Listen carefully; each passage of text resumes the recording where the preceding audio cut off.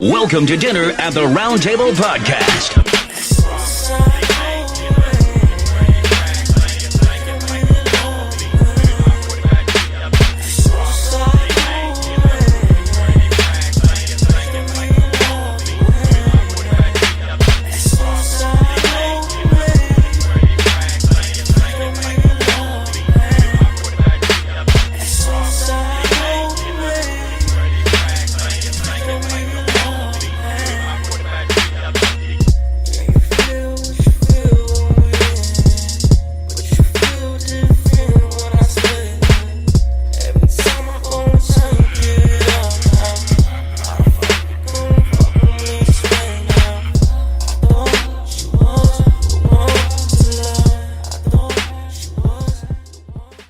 I am DJ Johnson Fall, Millionaire Chris Fighter, but they got DJ on the 1 and 2s. We all did at the Roundtable Podcast, your source to knowledge, baby. Special segment tonight, you know what I'm saying? Quarantine season, as I call it, you know what I'm saying? It's kind of crazy right now, man. Still, man, to this day that we actually, going through this whole quarantine right now, and actually, we actually home right now, and in some ways, it does feel like I want to compare into a way that make it into like a negative way, but kind of house arrest right now. You know what I'm saying? So, but honestly though, it definitely feels like it's a movie, man. Like it really does. I mean, it feels like it's a movie. And I mean, I don't know, man. Like it's just so crazy right now. But we still gotta follow procedures. As far as staying home. We're not supposed to be, socially interact as far as being physically, around each other. I think it's 10 people at most that they're really recommending for us to just basically keep it to the minimum. This is why, they're at the round table, we had to kind of postpone our episodes or interviews that we had. But, I'm saying, again, though, man, it's just man, it's just, I just can't believe this though, man. It feels like a movie. And honestly, man, when it comes to us really now that we can't really, be humans, basically, right? Because humans are social beings, which, we need interaction. We need to, not only interaction as far as you look at it at a virtual way, but also interacting in where we have the physical presence with us. So, this is something that I know for many has been very difficult, though. So, again, I don't, this is still, man. But one thing I would definitely say this, man, and, before this whole quarantine took an effect, my birthday was right literally before the quarantine took an effect. So, I'm very fortunate that I was able to, celebrate my birthday. That was the last weekend of, having how you put it, the nightlife, right? The lounges, the bars, the restaurants.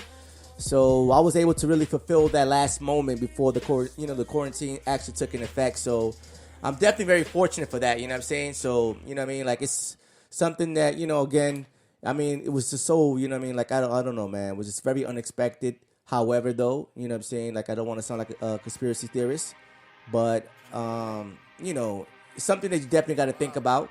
And I want to talk about the whole, the whole, the whole, coronavirus. But before we get into that, though, I want to actually talk about the books that I actually been reading, because during this time of quarantine, and first and foremost, before I even begin with that, I want to say this though. I'm very blessed that I'm still employed. I have a source of income, especially again at a time like this. During this pandemic, that I'm able to work from home and, to serve my duties, because, one thing about me, I really enjoy what I do for a living, though, and, I'm able to still provide and, make a contribution as far as what I want to do, what I enjoy doing. I'm very blessed that I'm in a position to do that, because, unfortunately, people are really taking a hit because of this right now. And because of that, the unemployment rate right now is just off the roof right now, which is ridiculous right now. I just can't even, who would have known, it would have, came out to this way.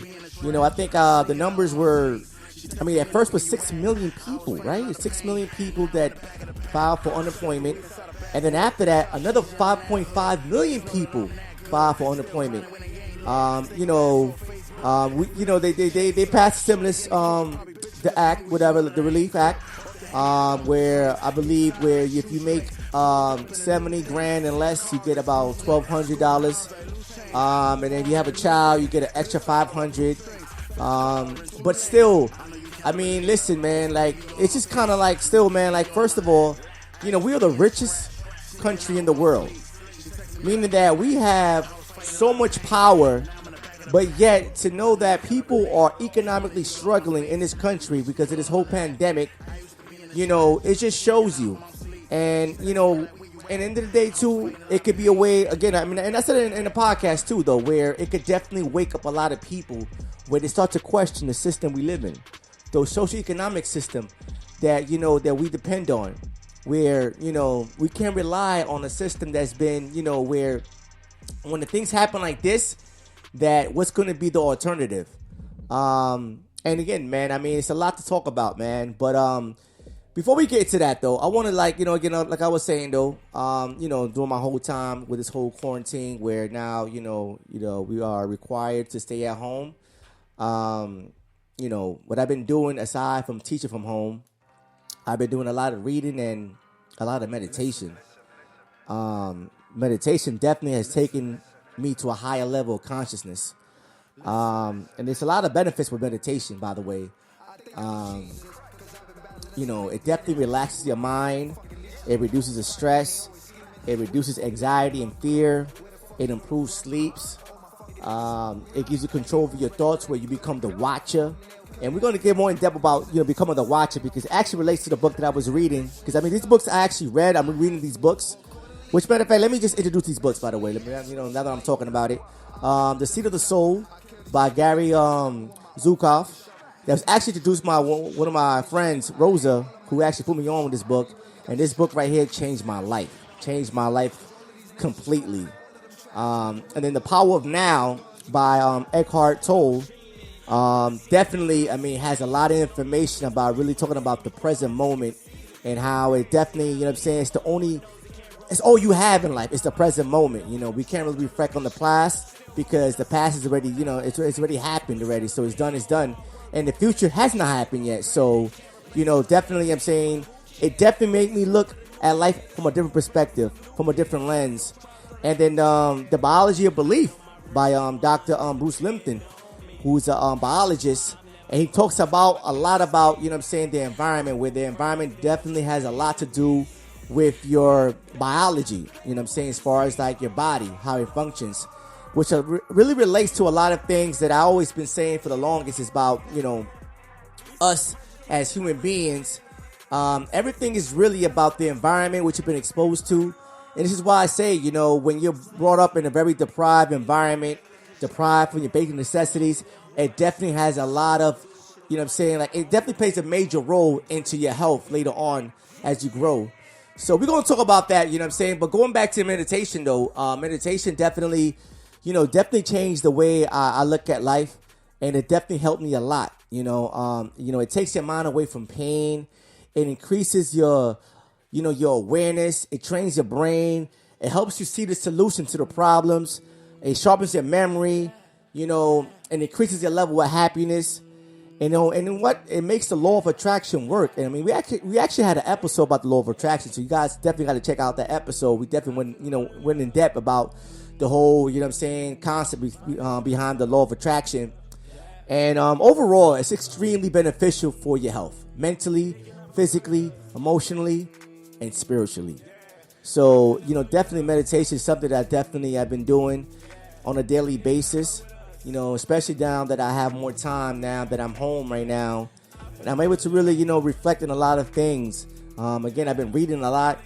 And just really looking at life from a different lens. So, meditation definitely has helped a lot. And also, meditation helps a lot with your immune system. Because your body really, if you really think about it, is designed to really fight anything that invades it. This is why, like, anytime I get sick, I really tend not to really rely on medication.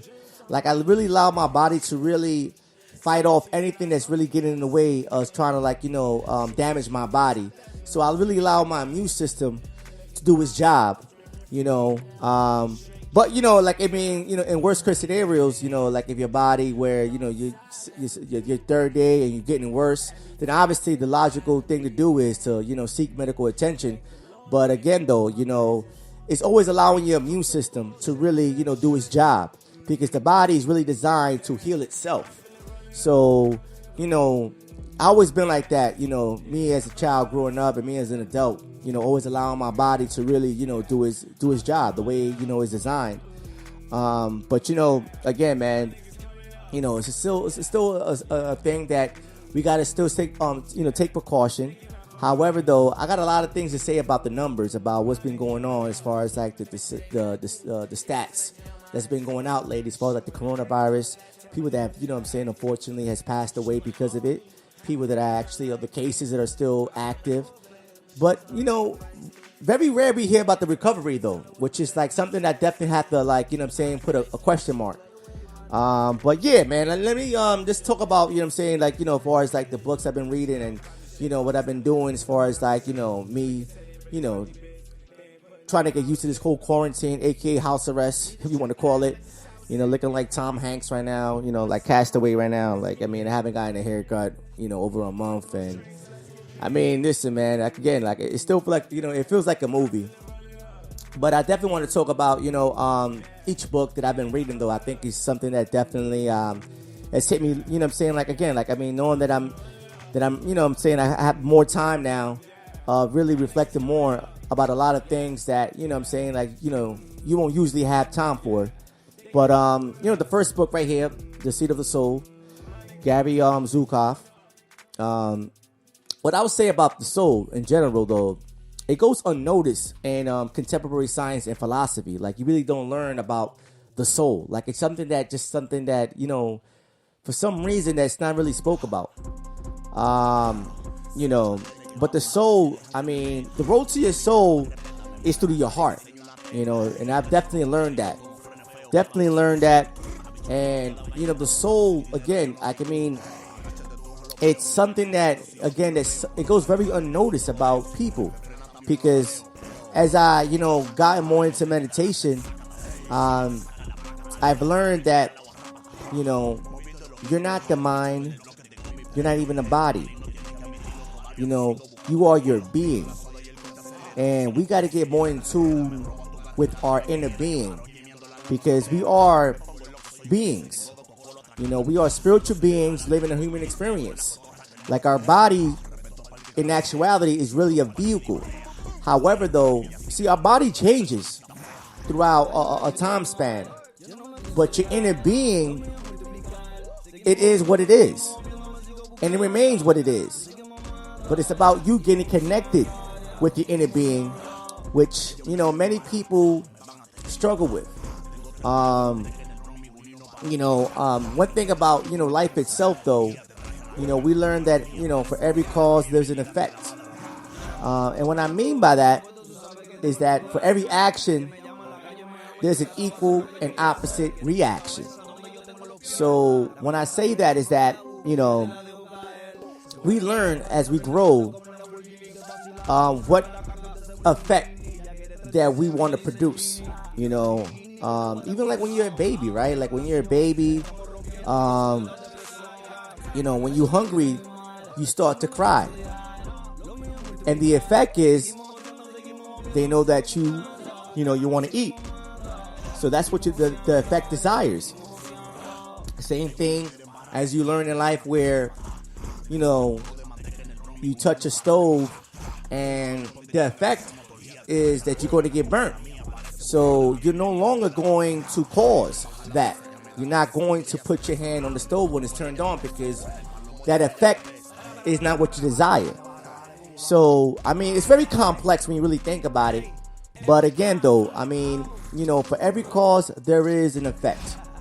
And we always have an intention. And what I've learned about, us as beings, again, because we are beings, we got to really understand how the universe works. First of all, the universe does not judge. And yes, there is a law of karma. Karma is not something. It's not a belief. You know what I'm saying? It's really like understanding and knowing, because that's the key word right there. Knowing that everything revolves around. It's a cycle. It comes back. So again, like I just said right now, for every cause, there's an effect. So me really understanding that and really going more in depth about it and getting a better understanding, I will definitely say this. Because even like humans, us, the way we live today, like it's just mind-boggling how we create situations where we still got over 1 billion people who are deprived from the basic necessities of life.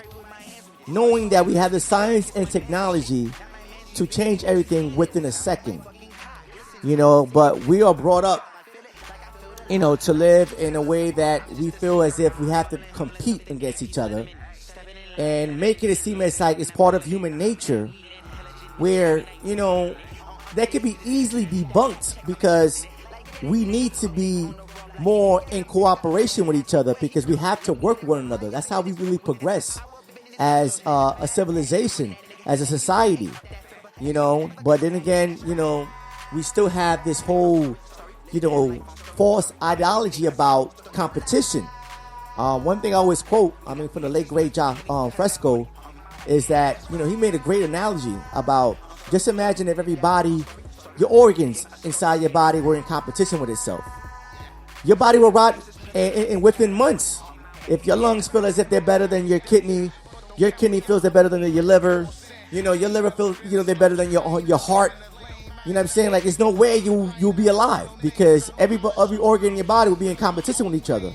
But they work with each other. And that's the same thing with human beings. You know what I'm saying? Like, we need to work with each other in order for us to progress, and really, move away from this whole idea about, being competitive, because it definitely destroys the culture of humans. And again, I'm going to definitely talk about more about this whole theory, because, Charles Darwin definitely has a lot to do with it.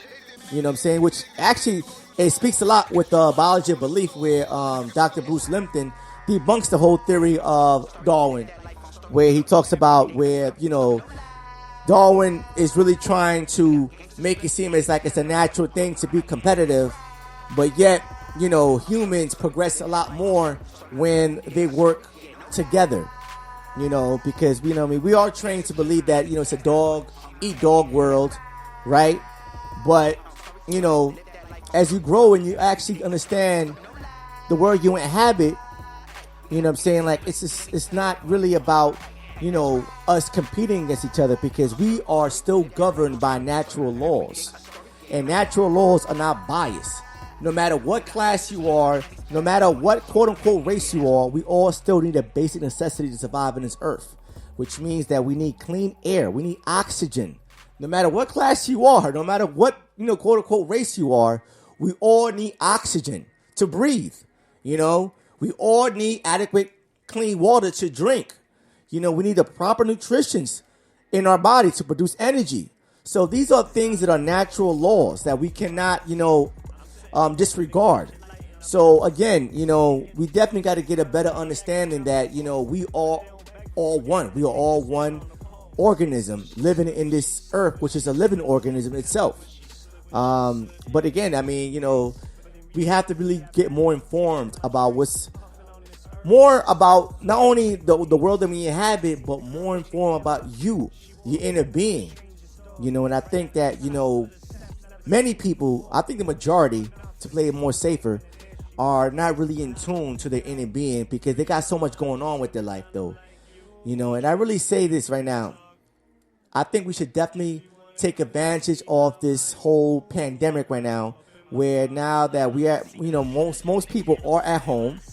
Quick shout out to all the essential workers, though, that are definitely, still waking up every morning, definitely still making a contribution to society because of this whole pandemic, and making trying to make a difference, because again, though, we still cannot disregard this whole coronavirus thing, because again, though, we still for me at least, I don't, you know what I'm saying, I'm not going to speak on something that I really don't have too much knowledge of. There's all questions that I'm definitely raising about this pandemic, though. But still, though, I'm not going to, disregard it, you know what I'm saying, throw it, like, under the rug, whatever, and act as if, you know what I'm saying, like, we shouldn't even take this serious, because you always got to take precaution regardless of what the circumstances is. But, definitely got to, shout out the essential workers. But yeah, going back what I was saying about the whole theory of competition and how, this could be a moment where people could start realizing the type of world that we live in today. Because one thing right now, the government was not ready for this. Although I still believe that it was planned. But again, this is something that, came out of left field to us, the general public. And most people were not ready for this. They were not ready for this. And, like, it definitely, it gives you another way to look at the world, because we think about this right now, and, it's causing a lot of pain to many people. Going back what I was saying earlier, first of all, many people have been laid off who now can't even, cover their cost of living. You know what I'm saying? Which, again, it should raise a lot of questions in the system we live in today. That, we can't even really, make ourselves where we are able to make a contribution to society, because we have to, we still live on this under this idea of earning a living. So, we're really stuck still. And I think, again, like I said, though, we got to really start now thinking about the current system we live in, the whole socioeconomic model that, that kind of really takes away from us living that human experience. You know what I'm saying? So we have to really understand and get a better understanding, I should say, of the system itself, because it's so unfortunate, because I'm saying, we become so dependent of governments of saving us. And this is a great example of how governments can't really save you. That, you know what I'm saying, and at the end of the day, is really, you know what I'm saying, you really protecting yourself, and you having an understanding of what you need to do, and understanding what the real world, the way it is right now at this very moment, of the way we live, and stop feeling that some sort of entity or whatever you want to call it is going to come over and save you. So, we definitely have to really take this as a way to reflect on life and reassess it. And again, for me, I've been home. I've been, doing a lot of reading, a lot of meditation. I've been like, I'm in a whole different space right now because of this whole pandemic. And again, we got to start questioning a lot of things. You know what I'm saying? We definitely have to do that. And, again, though, what I really say, man, take this opportunity that, you don't have the time to do it when you have to really, devote yourself to put in hours so you can earn a living and, cover your cost of living. So take this time for those who are at home, who are not able to work. And for those, who are essential workers, I still applaud you guys again, because at the end of the day, we need people like that. We need people that are able to contribute, because again, unfortunately, this is something that, it definitely came out of left field as far as like I said, the general public, but we definitely, we got to really assess life, assess the way we live, assess the system that we under, assess the whole ideology that we've been, trained to believe that this is the way we should live, So again, I definitely want to let people know, take advantage of this, of this whole thing that's going on right now, and get to know more of yourself, get to know more about the world that you inhabit. Start reading books, start really, like just assessing things that you never like you didn't have the time to really think about. Because again, these books that I'm reading, I'm rereading actually, definitely changed a lot of the way I look at life, and it definitely built me into a more spiritual person. In the Seat of the Soul, it talks about reverence, and reverence, something that I wasn't really familiar with, but it definitely hit me when I started to really look at it from those lenses.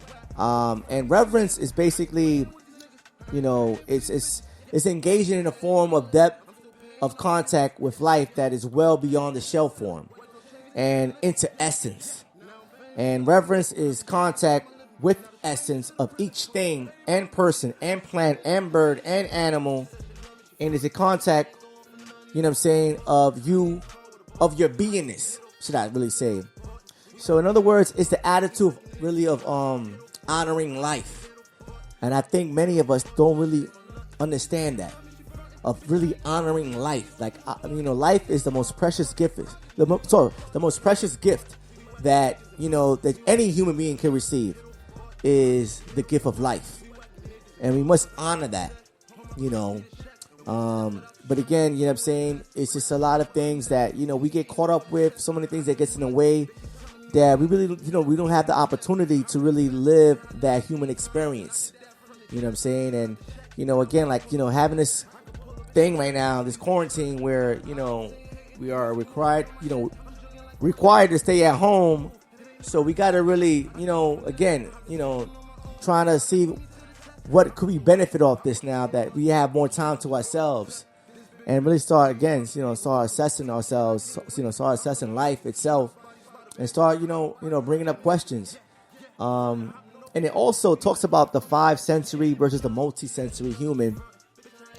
And the difference between a 5-sensory versus a multi-sensory is that, a multi-sensory human, meaning that you are, obviously you have more than 5, you are aware that you have more than 5 senses, is that you transition to a more higher order of logic and understanding that originates from the heart. Which again, it goes beyond the 5 senses, and you start to pay more attention to your feeling, your intuition. And, it's something that we kind of, because again, the way we live, we so caught up doing so many things and so much responsibilities that, we try to make ends meet, that, we kind of like don't really give too much attention to our feeling, to our, to our intuition. And becoming aware of what you're feeling,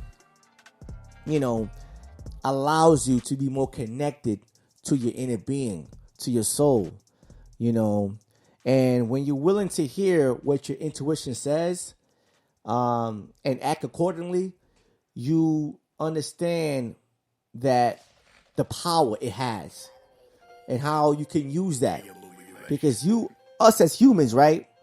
We are so powerful, but yet we don't even know our full potential of how powerful we are, because we're still stuck of this whole, system itself that keeps us so occupied, keeps us so, distracted, that we don't really get to know who we actually are as far as like our soul, our inner being. Because, again, we are so caught up with so many things that are happening, left and right, So, reading this book, it definitely made me look at life from a different lens. And it definitely helped me a lot in really knowing myself and, having the opportunity to think about things that I usually I don't really have the time to really think about. So, again, this book definitely changed a lot.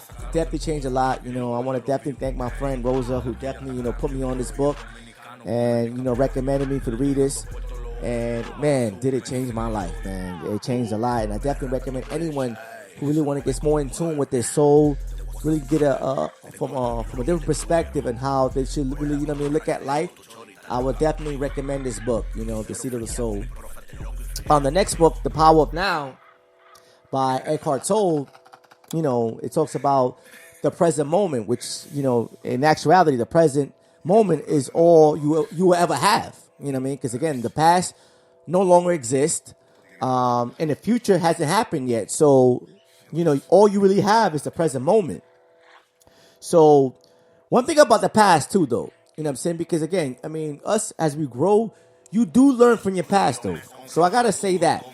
But when you deal with the past, you have to deal with the past with the level of being in the present.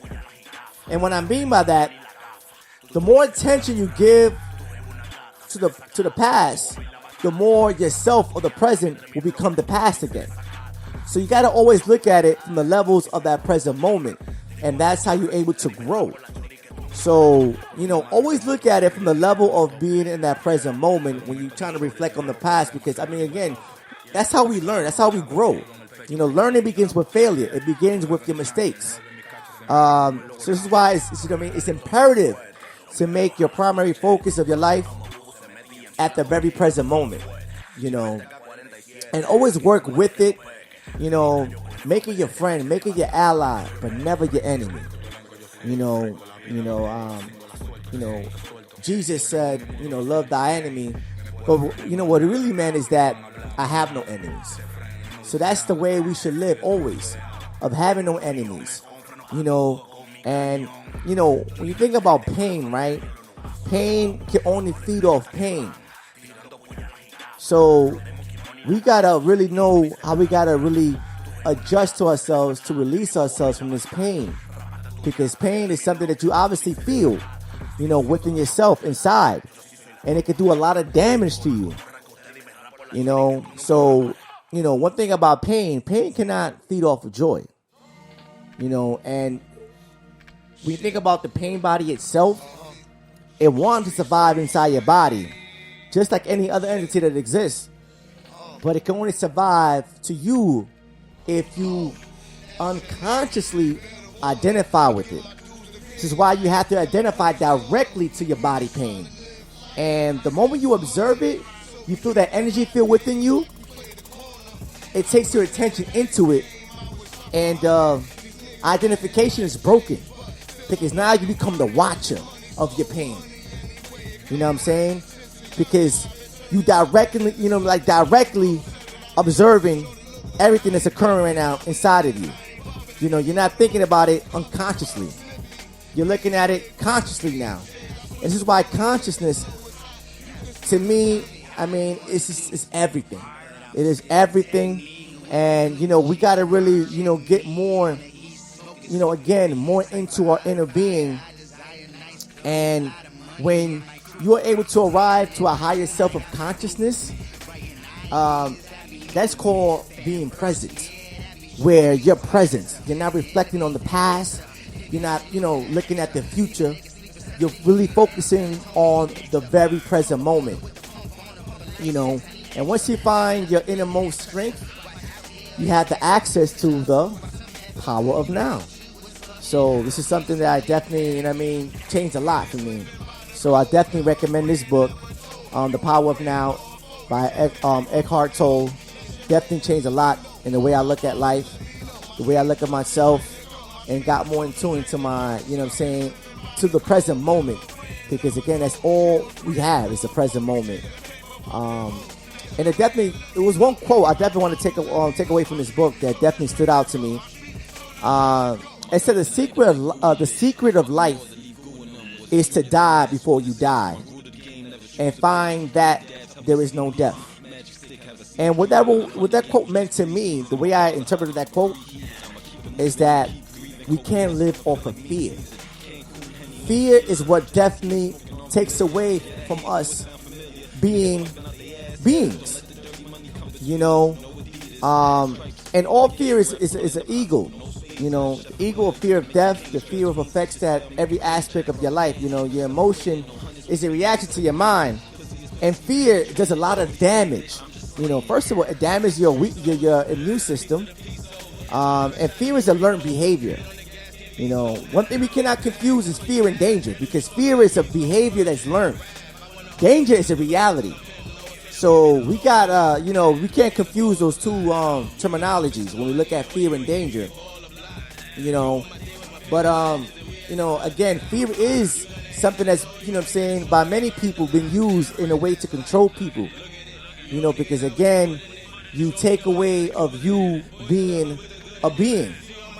And, you live off this behavior that keeps you so controlled by others because of this fear. So, even with this whole pandemic happening right now, I always stay with a positive mind, with a positive attitude, and don't allow fear to control my life. Because again, I mean, fear is a very strong controlling mechanism. And the power at B, they know that. They definitely understand that. They understand that the psyche behind fear. But again, though, going back to the book of The Power of Now, it definitely, I mean, again, it talks about a lot of things about really, the presence, getting to know your inner being.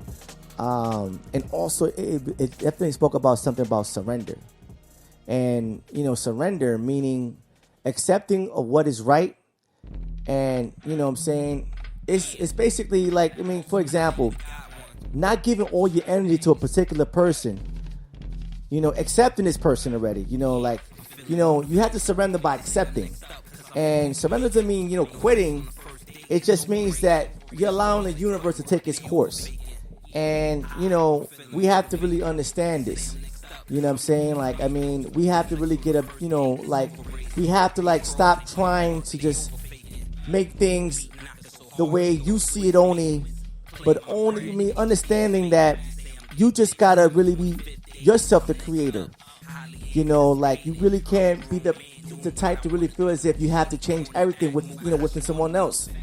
You have to surrender and just see the way life is in order to really understand it, and then what you're gonna do about it within yourself as a being inside. Same thing with finding love. I mean, people become so desperate to find someone because they can't be single no more, and they force themselves to be involved. That's not, they're not surrendering. They're not accepting what it is right now. And, we see time after time where 9 out of 10 people, they get involved because they force themselves, and, it doesn't work out because, again, they didn't surrender. So, when it talks about surrender, this is something that I definitely learned more about it. And, really understanding it. Surrender, understanding life, understanding what it is right now. So again, I definitely recommend this book, The Power of Now. Very informative. So yeah, I mean, something that, again, I've been more in depth with myself, more and more in tune with my inner being, reading, meditating, and looking at it from a different perspective, and knowing that I have time to really reflect more about life and the world that we live in today.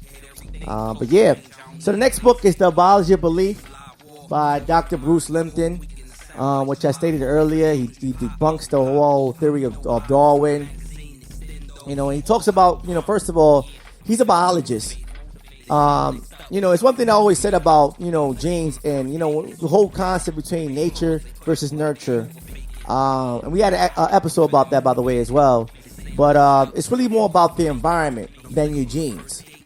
And, what I mean by that is that, we're born into this world knowing absolutely nothing. So everything that we do is learned. So therefore, our environment plays more of a significant role of who we become as we grow. Yes, there is evidence that a particular person can be born with a certain type of gene, but that gene will not turn on depending on the type of environment that person is raised in. For example, if you're born with a violent gene, but you're not exposed to child abuse, and extreme child abuse, then more than likely that gene will not turn on and you will not become violent. So again, when you think about this whole nature versus nurture, it's really based on the environment that you're brought up in that really develops your biology as a human. You know what I'm saying? And it definitely talks more about that, more in depth about, the nature versus nurture.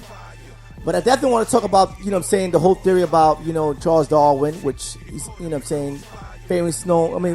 most famous known for saying, survival of the fittest, which in actuality is also racist if you really think about it, because it's basically saying certain races are more evolved than others. Like, if you really get more in depth and really understands Darwin's theory, you will get a more understanding that, like, he emphasizes that life is a struggle for survival based upon competition, and that competition among humans is responsible for the violence of civilization and undermining the ecosystem.